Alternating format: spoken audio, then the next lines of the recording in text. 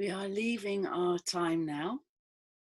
We are leaving our time now. We are leaving our time now. To a time where there was once a very rich man whose wife became ill. And when she felt she was close to dying, she called her only daughter to her bedside, and she said to her, "My dear, dear child, be as good as gold and as meek as a lamb, and then the blessed Lord will always protect you.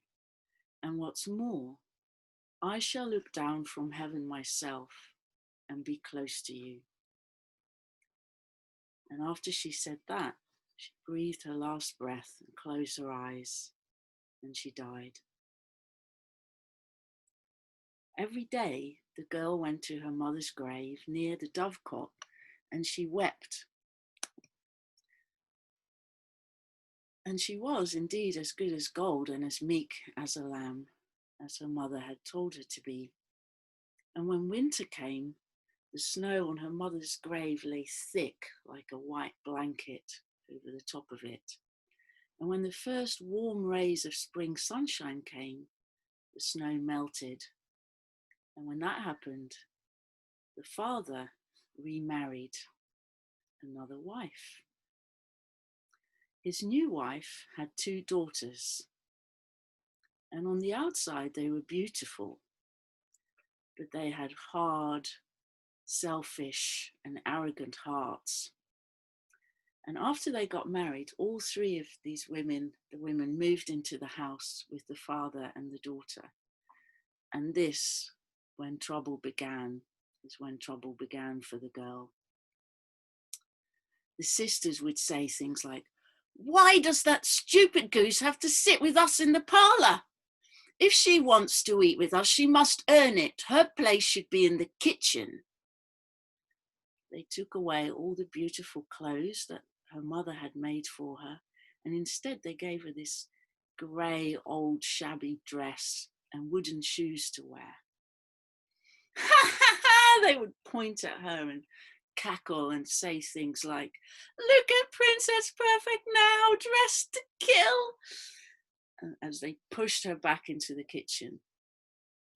And she was made to work like a slave from early in the morning till really late at night. She had to get up at first light, carry water from the well, light all the fires, chop all the wood, cook all the food, wash all the dishes, and do all the cleaning. And that wasn't all. As if that wasn't bad enough, the sisters did everything they could to make things even worse. And one of their favourite little tricks was to throw all the lentils or peas in the ash in the fire, so that the girl had to sit down and pick them all out again and separate lentils and peas from the ash. And they mocked her and made fun of her all the time with their friends, and really made her life as miserable as they could. And when the end of the day would come, she'd be so tired, but could she look forward to a comfortable bed? No way. They made her sleep on the hearth, on the cold hearth after the fire had gone out, amongst the cinders and the ashes. And that gave the 2 horrible sisters the idea to come up with a name for her, because she ended up always being covered in ash and soot, not having time or the opportunity to wash. So one day they're sitting around and, "Oh, what can we call her? I know, Sooty Bottom. No, I've got a better idea. I know, Ashy Face. No, what about Cinderella? No, I've got it, Cinderella." And that was it. That's what they liked. They wanted to call her Cinderella.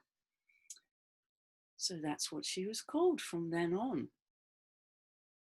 One day, the father had to go into town for business, and he asked his stepdaughters what they'd like him to bring back for him. And the first one said, "Oh, I'd like some lovely dresses, some expensive, lovely dresses, and lots of them." And the second one said, "Oh, I'd love some jewelry, some really expensive jewelry like pearls or rubies."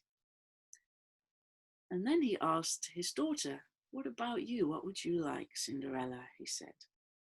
And she said, "Father, just bring me back the first branch that brushes against your hat on your way home."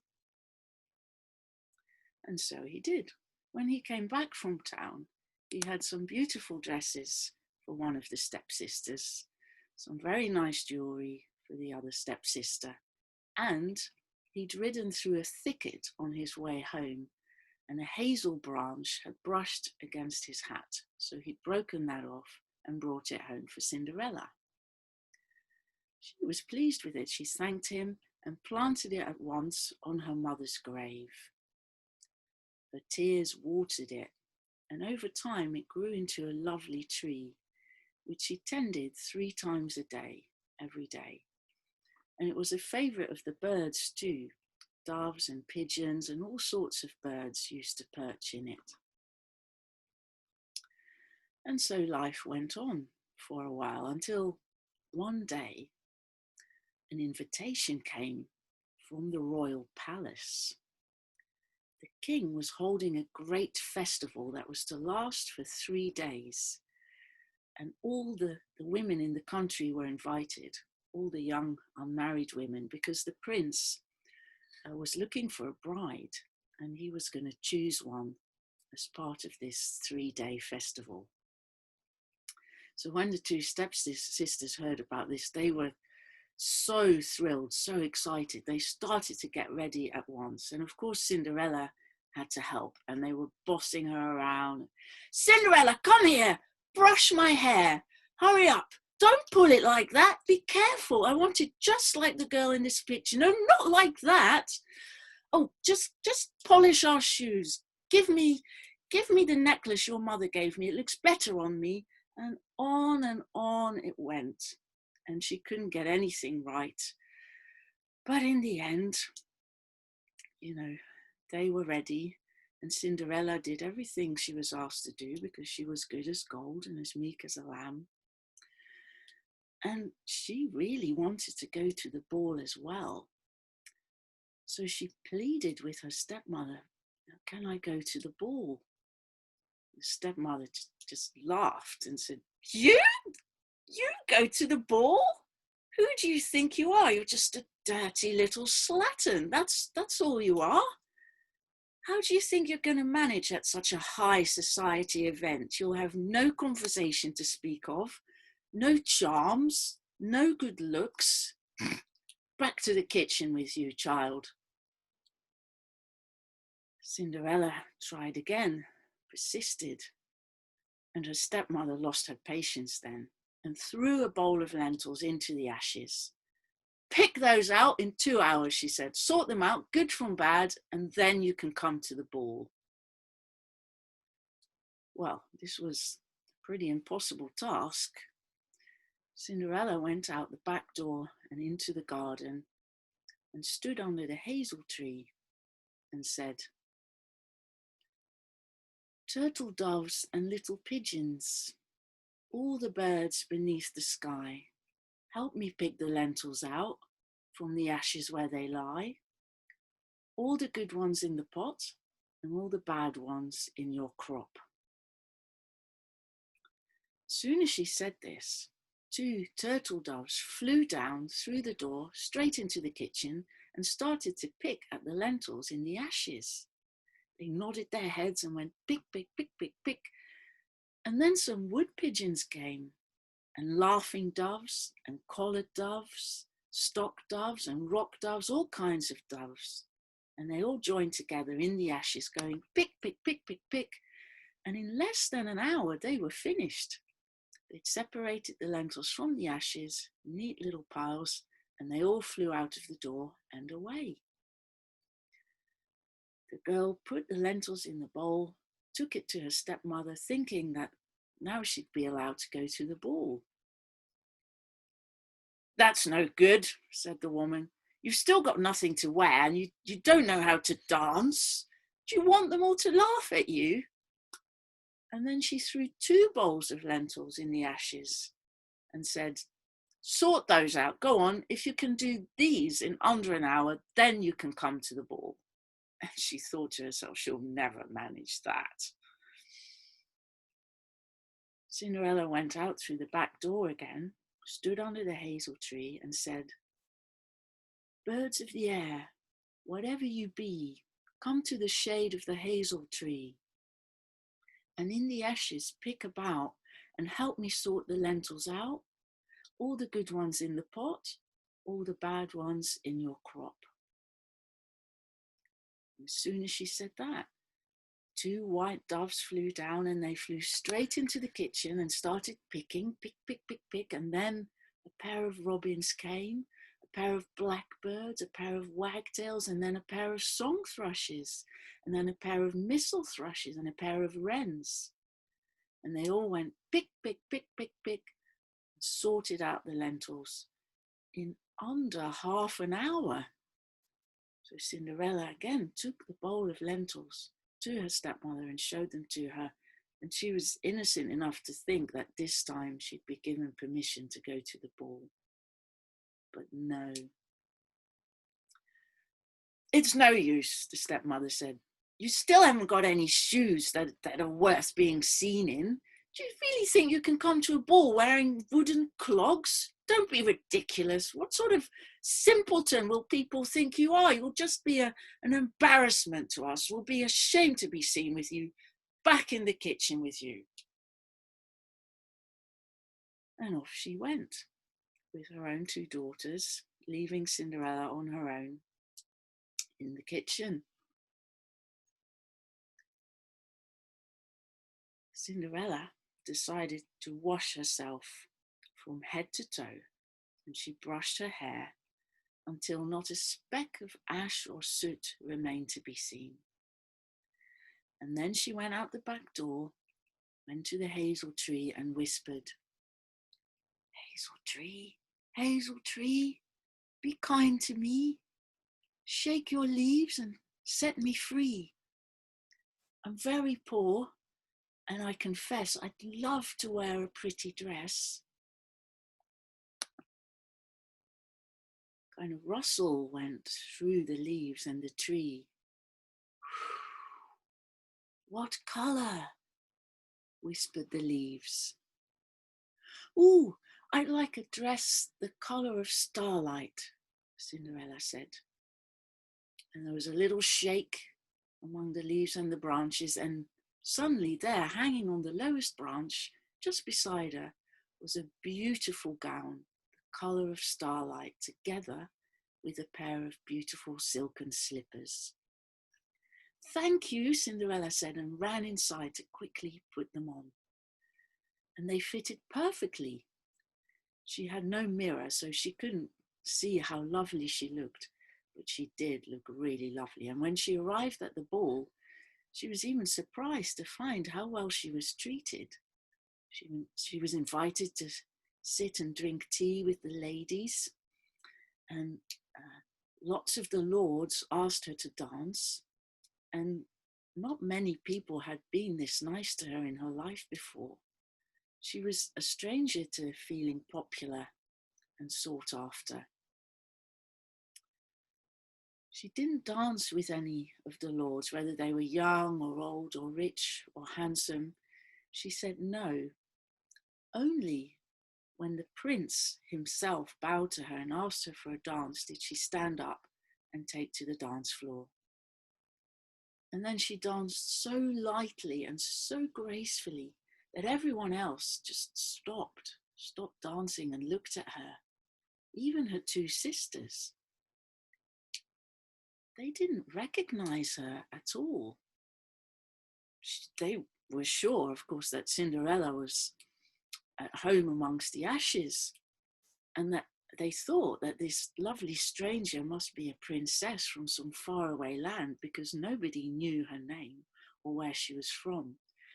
And her beauty had this strange effect on them, for it banished all the envy from their hard little hearts for a time.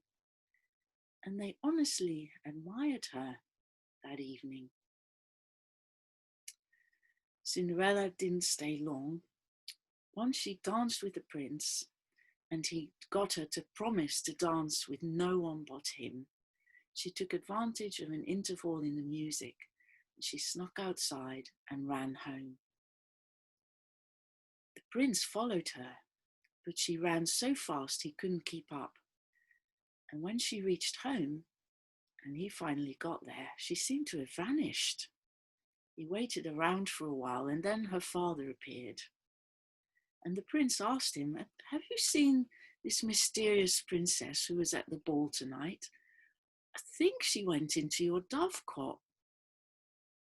Her father thought, could that have been Cinderella? No, I don't think so. He went inside, got the key to the dovecot and opened it up, but there was no sign of her in there. The prince had to go back to the ball alone. Cinderella had actually slipped out the back of the dovecot and gone back to the kitchen and laid down amongst the ashes to go to sleep. She'd taken off the starlight-coloured dress, taken it back to the tree and hung it up. And as soon as she'd hung it up on the tree, there was a sort of a shiver that went through the tree again, and the dress disappeared.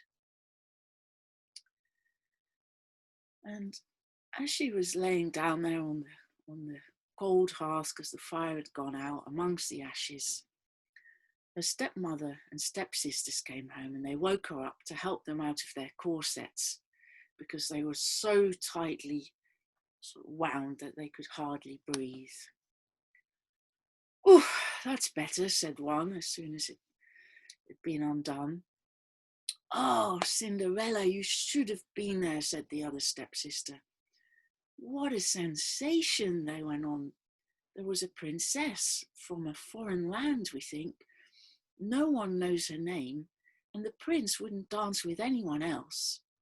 She was so lovely, you wouldn't believe it. I can still kind of picture her in front of me. She had the loveliest dress on. Do you know, it was like the colour of starlight. I can't imagine where you could buy such a dress. There's no one in this country who could make anything like it. Why, Cinderella, it's hard to believe, but she made everyone, even us, look just a bit dowdy." So the next day, the two stepsisters took even more time getting ready. Cinderella had to brush stroke their hair 100 times, lace their corsets even tighter, and polish their shoes until they could see their faces in them. When they were finally ready and gone, she ran outside to the hazel tree and whispered, "Hazel tree, oh hazel tree, shake your leaves again for me. Help me out in my distress and let me have another dress." Again, kind of whoosh went through the tree, and the leaves whispered back, "What colour?" "I'd like a dress the colour of moonlight," she said. There was a rustle, and there it was, hanging on the hanger, right next to her, a dress the soft silver colour of moonlight, and a pair of silver slippers to go with it. "Thank you," she whispered, and ran inside to put them on and hastened to the ball. This time, the prince had been waiting for her, and as soon as she appeared, he took her inside and asked her to dance. And whenever anyone else asked her to dance with them, he said, "This lady is my partner in every dance." And so the evening passed like the one before, except the excitement about this mysterious princess was even kind of stronger amongst the lords and ladies, and there was much speculation about who this stranger could be. No one knew. And again, no one noticed when she slipped away in a quiet moment, except the prince himself. He noticed this time, and he ran after her as fast as he could through the dark and followed her as far as the house. In the garden of the house, there was a beautiful pear tree, and it was covered in heavy fruit at this time. Cinderella very nimbly and quickly climbed up the tree and hid amongst the branches. And the prince had no idea where she'd gone. It happened so quickly. He waited around again, and this time, when Cinderella's father came home, he found the prince still there. The prince said, "I think the princess climbed that tree." And the father thought, surely that couldn't be Cinderella. But he went inside and got his axe to cut down the tree to see what was in there, but there was no one there among the branches. Cinderella had already slipped down the other side, taken off the moonlight-coloured dress, returned it to the hazel tree, and curled up in the ashes as usual. On the third night, everything happened the same way as before again. The stepmother and sisters took ages getting ready and then went off to the ball. And Cinderella went outside and whispered to the hazel tree, "Hazel tree, oh hazel tree, send another dress for me. This is the last night of the ball. Please let it be the best of all." And again there was a whoosh through the tree. "What colour?" the leaves rustled. And she said, "This time I'd like a dress the colour of sunlight."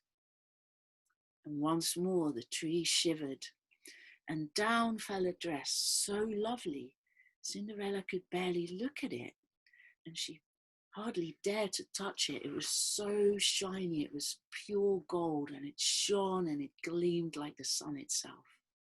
And there was a pair of golden slippers to go with it. "Thank you," said Cinderella, and quickly got changed. And at the ball on the third night, the prince had eyes for no one else but her. They danced all evening. He would not leave her side. And when she said it was time to go, he wanted to go with her and walk her home. But again, she slipped away before he could stop her. But this time he'd laid a trap. He told his servants to spread pitch on the stairs, and as she ran down, one of her slippers got stuck, and she had to leave it behind. The prince went to pick it up. He wouldn't let anyone else touch it. He cleaned it off and found that underneath it was pure gold. And in the morning, he had an announcement made throughout the whole kingdom that whoever lost the slipper at the prince's ball could come and try it on and claim it. If it fitted them, then the prince would marry whoever it fitted. So all the noble ladies and all the servant girls and all the peasant girls and the princesses came from all over that kingdom and many kingdoms besides. Not one of them could fit their foot into the slipper. In the end, there was only Cinderella's stepsisters and Cinderella herself left.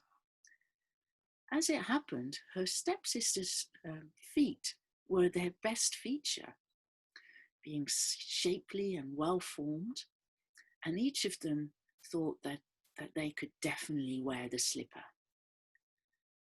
Just in case, the mother took the first sister aside and whispered in her ear, "If it doesn't fit, take this knife and cut a bit off your heel. It'll only hurt for a bit. It's worth it, because then you'll fit the shoe and you'll be queen." So the first sister went into her bedroom to try and fit the shoe on her foot. It didn't fit, so she did as her mother said. She cut a bit off her heel and she jammed her foot into the slipper and limped out, trying to smile and pretend everything was okay. The prince saw that the shoe fitted around her foot, so he had to do as he'd said.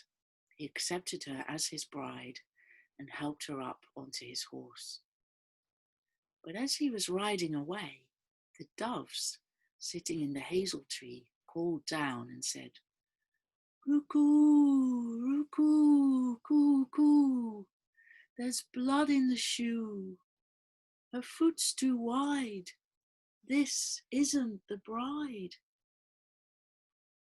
Prince looked down and saw that they were right. Blood was dripping from the slipper. He turned the horse right around and went back. The mother, who'd seen it all, had said to the second sister and said, "If it doesn't fit, cut off your big toe. It won't hurt much, just a twinge, and you'll marry the prince." So the second sister did as her mother had said. She cut off her big toe, jammed her foot in the shoe, and the prince again thought the shoe fitted. He set her on his horse and began to ride away. But again the doves called down from the hazel tree and said, "Roo-coo, roo-coo, coo, there's blood in the shoe. Her foot's too long. This bride is wrong." The prince again took the girl back and said to the father, I'm really sure I followed the mystery princess to this house. Have you not got another daughter?" "Well," said her father, "there's only Cinderella, but surely it can't be her." "It can't possibly be her," said the stepmother. "And we can't even let her out, your royal highness. She's much too dirty to even be seen." "If you have another daughter, I insist on seeing her," said the prince. "Bring her out at once." So they had to fetch Cinderella from the kitchen, who insisted on washing herself first. And they washed out the golden slipper, they washed the blood out. So the prince waited. And finally, Cinderella came out wearing the shoe which fit. She curtsied to him, and his heart beat hard in his chest at the sight of her. The slipper fitted perfectly, and he realized this was his bride. And he said, "This is my bride," and took her in his arms. The stepmother and sister turned ghastly pale and nearly bit their own fingers off with rage and mortification. The prince set Cinderella on his horse and rode away with her, and the doves in the tree called, "Roo-coo, roo-coo, coo, no blood in the shoe. It's not too tight. This bride is right." And then they flew down and landed on Cinderella's shoulders, one on each side, and there they stayed. At the wedding, the two stepsisters were keen to toady to the royal couple, hoping to share in Cinderella's good luck. And when the prince and Cinderella, his bride, walked into the church, the older sister walked on their right and the younger sister walked on their left. And then the doves flew down and pecked out an eye from each one of them. And after the ceremony, when they walked back down the aisle, coming out of the church, the older one was on the left and the younger one was on the right. And again, the doves flew down and pecked out their other eyes. And so, for their wickedness and falsity, they were punished with blindness for the rest of their days. And that is all we know.